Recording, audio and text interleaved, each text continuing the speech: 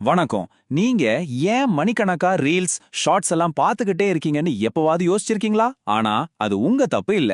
உங்க மூளைய குறி வச்சு ஒரு டெக்னாலஜி டிசைன் பண்ணப்பட்டிருக்கு. வாங்க, இதுக்கு பின்னாடி இருக்கிற சயின்ஸ் என்னன்னு நாம இப்போ பார்க்கலாம். யோசிச்சு பாருங்க, வெறும் ஒரு நிமிஷத்துல நீங்க ஒரு 2-3 ரீல்ஸ் பார்க்கறதுக்குள்ள 1800கள்ல வாழ்ந்த ஒருத்தர் ஒரு மாசம் முழுக்க அனுபவிச்ச மொத்த சந்தோஷத்தையும் உங்க மூளை அனுபவிக்குது. இந்த டோபமைன் வெள்ளம் எவ்வளவு பெருசுன்னு இப்போ உங்களுக்கு புரிஞ்சிருக்கும். அதனால நீங்க போன்ல அதிக நேரம் செலவு பண்றத உங்க மேல இருக்கிற தப்புன்னு நினைச்சுக்காதீங்க. உண்மையில நம்ம கவனத்தை புடிச்சு வைக்கிறதுக்காகவே ஒரு பயங்கரமான சிஸ்டம் வேலை செய்யுது. அந்த சிஸ்டம் எப்படி வேலை செய்யுதுன்னு தான் நாம இப்ப பார்க்க போறோம். சரி, நம் முதல் பகுதிக்குள்ள போலாம். டோபமைன் கடத்தல். எப்படி ஒரு சாதாரண போன் நம்ம கவனத்தையே சிறைப்பிடிக்கிற ஒரு பவர்ஃபுல் கருவியா மாறுச்சு. பாத்தீங்கன்னா இது எல்லாமே 2007ல ஒரு சிம்பிளான டிவைஸா தான் ஆரம்பிச்சது. ஆனா ஆப் ஸ்டோர் வந்ததும் கதை மொத்தமா மாறிடுச்சு. ஆப்ஸ் எல்லாம் நம்ம கவனத்தை யார் முதல்ல பிடிக்கிறதுன்னு ஒரு போட்டி போட ஆரம்பிச்சது. இன்னைக்கு இந்த ஷார்ட் ஃபார்ம் வீடியோ அல்காரிதம்கள் அந்த பந்தயத்துல ஜெயிச்சு நம்ம கவனத்தை முழுசா ஆதிக்கம் செய்யுது. அடுத்த பகுதிக்கு போலாம். இதுக்கு பேரு உங்கள் பாக்கெட் ஸ்லாட் மெஷின். ஏன் இந்த ஆப்ஸ் எல்லாம் ஒரு சூதாட்டம் மாதிரி நம்மள அடிமையாக்குது? இதுக்கு பின்னாடி இருக்கிற சைக்காலஜி என்ன? நீங்க ஒரு வீடியோவுக்கு ஸ்வைப் பண்றதுக்கும் ஒரு கேசினோல ஸ்லாட் மெஷினை இழுக்கிறதுக்கும் பெரிய வித்தியாசமே இல்ல தெரியுமா? ரெண்டுலயுமே அடுத்து என்ன வரப்போகுதுன்னு ஒரு எதிர்பார்ப்பு இருக்கு பாருங்க. அந்த எதிர்பார்ப்பு தான் நம்மள கட்டி போடுற முக்கியமான விஷயம். இதுக்கு பின்னாடி இருக்கிற சயின்ஸ் இதுதான். நம்ம டோபமைன்னு சொல்றோம்ல, அந்த ஹாப்பி ஹார்மோன் நமக்கு பரிசு கிடைச்சதுக்கு அப்புறம் வர்றதை விட பரிசு கிடைக்க போகுதுங்கிற அந்த எதிர்பார்ப்புல தான் ஜாஸ்தியா சுரக்குமா. அடுத்த வீடியோ நல்லா இருக்குமோ, காமெடியா இருக்குமோன்னு அந்த சின்ன எதிர்பார்ப்பு அது போதும் நம்மள விடாம ஸ்வைப் பண்ண வைக்கிறதுக்கு. சோ இந்த சுழற்சி நம்மள இப்படிதான் மாட்டிக்குது. முதல்ல ஒரு ஸ்வைப், உடனே மூளையில ஒரு டோபமைன் ரிலீஸ், அப்புறம் ஒரு புது வீடியோ, மறுபடியும் அதேதான். Swipe, dopamine, video. இதுக்கு முடிவே கிடையாது, போய்கிட்டே இருக்கும். சரி, அடுத்த பகுதிக்கு போலாம். நவீன மூளையை மாற்றி அமைத்தல். இந்த பழக்கம் சும்மா அப்போதைக்கு மட்டும் இல்ல, லாங் ஜைல்ல நம்ம மூளையோட அமைப்பையே இது மாத்துது. அது எப்படின்னு பார்க்கலாம் வாங்க. நம்ம மூளைக்குள்ள ப்ரீஃப்ரண்டல் கார்டெக்ஸ்னு ஒரு பகுதி இருக்கு. அது நம்ம மூளையோட சிஇஓ மாதிரி நினைச்சுக்கோங்க.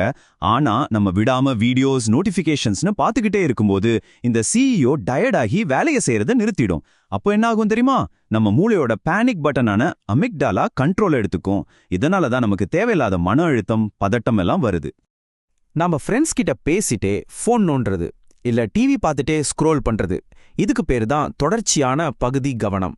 இதனால என்ன பிரச்சனைனா, நீங்க செய்யற எந்த ஒரு விஷயமுமே உங்க நீண்ட கால நினைவுக்கு போகாது. நேத்து என்ன பேசணும்னு இன்னைக்கே ஞாபகம் இல்லைன்னு யோசிச்சிருக்கீங்களா? இதுதான் அதுக்கு காரணம். இதோட விளைவுகள் உண்மையிலே ரொம்ப பயங்கரமானவ. நம்மளோட மெமரி பவர் குறையுது, ஆழமா யோசிக்கிற திறமை போயிடுது. ஏன் மெடிக்கல் ரீதியாவே சொல்றாங்க, நம்ம மூளையோட மெமரி சென்டரான ஹிப்போ கேம்பஸோட சைஸ் சுருங்கிடுதான். அடுத்தது 4வது பகுதி, உலகளாவிய தனிமை முரண்பாடு. இந்த டெக்னாலஜி நம்மள தனித்தனியா மட்டும் பாதிக்கல, ஒரு சமூகமாவே பெரிய தாக்கத்தை ஏற்படுத்துது. அது என்னன்னு பார்த்தா ஒரு விசித்திரமான முரண்பாடு. இந்த கேள்வியை கொஞ்சம் யோசிச்சு பாருங்க. நம்ம பாக்கெட்ல லட்சக்கணக்கான மக்களோட பேசுறதுக்கான வசதி இருக்கு. ஆனா மனுஷங்க ஏன் முன்ன போதும் இல்லாத அளவுக்கு தனிமையா உணர்றாங்க? இதுக்கு பதில் இந்த ஒரு நம்பர்ல இருக்கு, 50,000. 2023ல நடந்த ஒரு பெரிய குளோபல் ஸ்டடில 50,000 பேர்கிட்ட ஆய்வு செஞ்சாங்க. அதுல என்ன கண்டுபிடிச்சாங்கன்னா, அதிகப்படியான சோஷியல் மீடியா பயன்பாடு தான் இந்த உலகளாவிய தனிமைக்கு முக்கிய காரணம்னு நிரூபிச்சிருக்காங்க. சரி, இப்ப கடைசி பகுதிக்கு வந்தாச்சு. கட்டுப்பாட்டை மீண்டும் பெறுவது எப்படி? இந்த பிரச்சனையிலேருந்து வெளியே வந்து நம்ம கவனத்தை எப்படி திரும்ப நம்ம கண்ட்ரோலுக்கு கொண்டு வரது? அதுக்கு சில சிம்பிளான வழிகள் இருக்கு. முதல்ல தேவையில்லாத நோட்டிஃபிகேஷன்ஸ் எல்லாத்தையும் ஆஃப் பண்ணுங்க. இது தேவையில்லாம நம்ம கவனம் சிதறத தடுக்கும். 2வது, மல்டி டாஸ்கிங் பண்றதை நிறுத்துங்க.